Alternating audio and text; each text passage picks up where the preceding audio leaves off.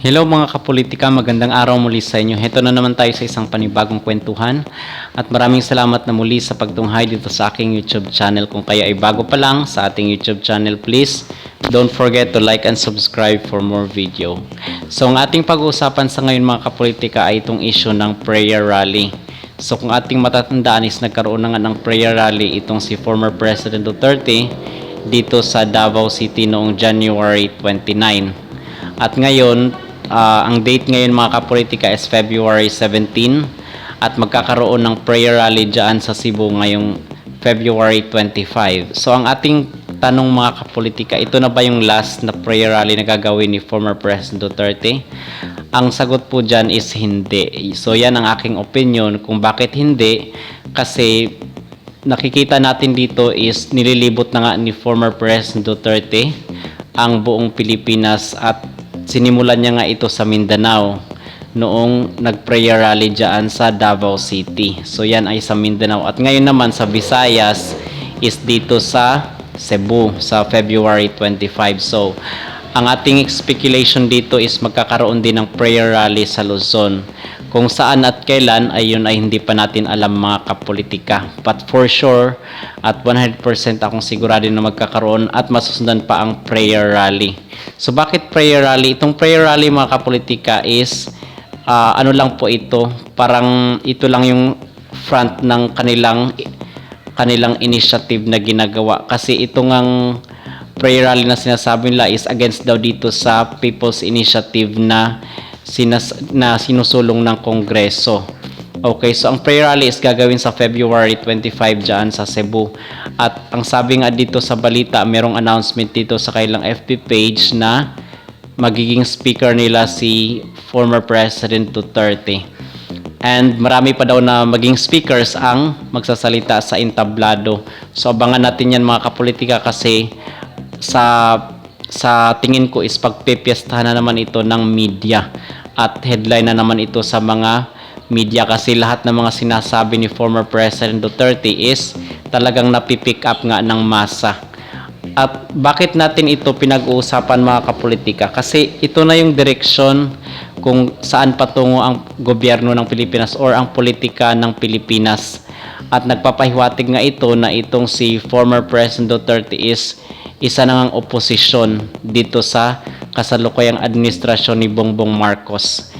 At sa katunayan nga, ang proof dyan is yung mga pambabatikos at mga constructive criticism na sinabi niya. Nag-criticize siya kay Bongbong Marcos doon sa Davao City.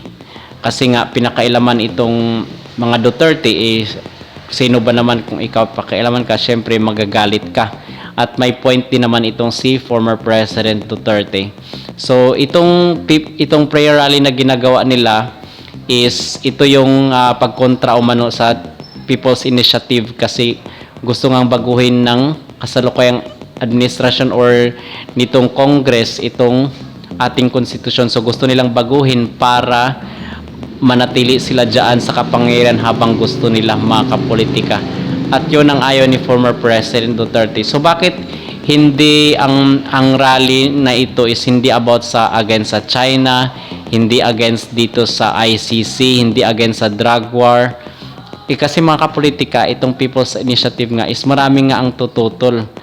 And in fact, even yung mga previous, yung mga dilawan, mga liberal party is tutol din dito sa People's Initiative. So ito ang issue na dapat sakyan ni na former President Duterte. Talagang magaling itong taktika ni former President Duterte kung anong mga paksa or anong mga issue ang dapat nilang sakyan.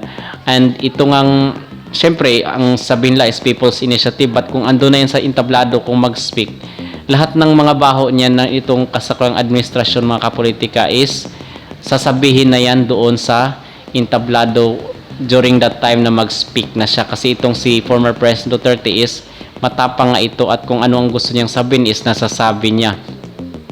So, ang inabangan din natin na atin dito sa mga kapolitika is itong si Amy Marcos, na alam naman natin na dikit ng dikit dito kay former President Duterte at sa mga Duterte. And at the same time, baka andito rin sila Pulong, sila Baste at si Inday Sara Duterte. Bakit dito sa Cebu mga kapolitika? Kasi ang Cebu is ito yung sentro ng komersyo dyan sa Visayas.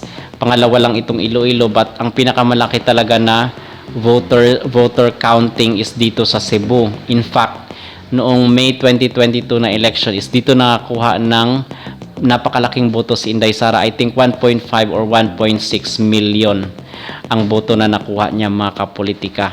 And sa Cebu kasi mag-election na rin next year, and kailangan din ngayon pa lang is pinaghahandaan na yung mga ka-line up nitong former president, kasi ang tingin natin, ang basa natin dito mga kapolitika, ang analisa natin sa kanilang mga galawan is itong si former President Duterte is tinitipon niya na yung mga kaalyado niya para banggain nga itong kasalukuyang administrasyon. So dyan sa Cebu, and narinig ko na or nabasa ko nga na baka attend daw itong mayor ng Cebu na si Mayor Rama, kasi itong si Mayor Rama pala ang nagbigay ng permit dyan sa pag-rally ngayon nila sa Cebu ngayong February 25.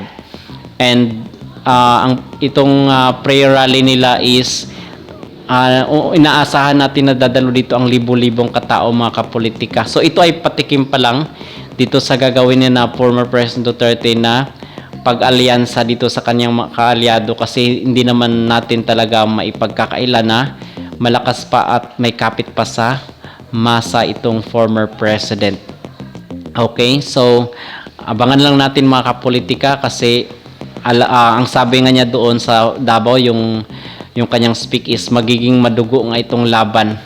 Okay, kasi nga parang hindi na talaga nakikinig itong si former President Duterte, kasi nga pinakialaman sila nung nagsimula nung tinanggalan ng confidential fund si Sara at itong ICC. Pero I think parang hindi na ata itutuloy itong ICC, hindi natin alam, pero kasi tinitest the water din ng kasalukuyang administrasyon kung ano ang maging reaksyon ni former President Duterte dito sa ICC, kasi hindi nga talaga aatrasan at hindi luluhod itong si former president dito sa mga pakulo ng mga taong gustong magpabagsak sa kanya.